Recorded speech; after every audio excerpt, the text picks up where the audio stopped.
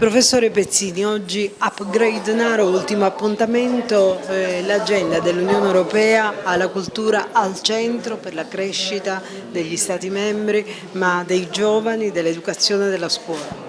Sì, è stato importante approfondire questo tema perché fra un po' usciranno i bandi che partiranno dal 21 fino al 27 sulla cultura e i bandi potranno essere proficui, potranno essere positivi ove vi sia la comprensione dei contenuti di questi bandi, del valore aggiunto europeo che c'è in questi bandi, ma questo avviene nel momento in cui la gente attraverso questi incontri approfondisce il tema della cultura e capisce cosa vuole l'Europa per la crescita culturale. Grazie a voi. Per i giovani ci sono grandi aiuti, in particolare anche per gli artisti. A Naro ci sono stati 2 piccoli artisti a simbolo del vostro impegno. Sì, ci sono, bisogna riuscire a valorizzarli, bisogna cominciare a seguire certe indicazioni che vengono perché la cultura musicale, la cultura libera, tutti i tipi di cultura hanno una grande importanza in Europa, quindi voi avete la fortuna di avere questi giovani, questione di seguirli e farli entrare nel circuito.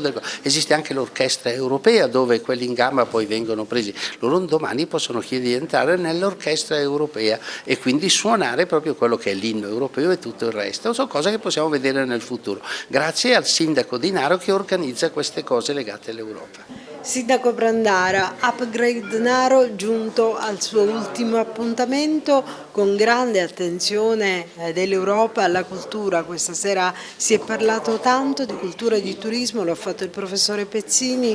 Ecco, una sua impressione su questo incontro e su ciò che Naro ha tratto da questo Upgrade Naro. Diciamo che la conclusione di una prima parte delle giornate naresi, perché noi ringraziamo il professore Pezzini che già ci ha promesso di poter ritornare a Naro per un altro ciclo di interessanti spunti ed interessanti convegni che lui potrà in qualche modo dirigere, presenziare, per portarci le novità che ci sono in Europa e per avvicinare sempre più questo nostro piccolo paese, ma grandissimo per la sua storia, avvicinarlo di più all'Europa. Però a me non piace la cultura dei figli unici.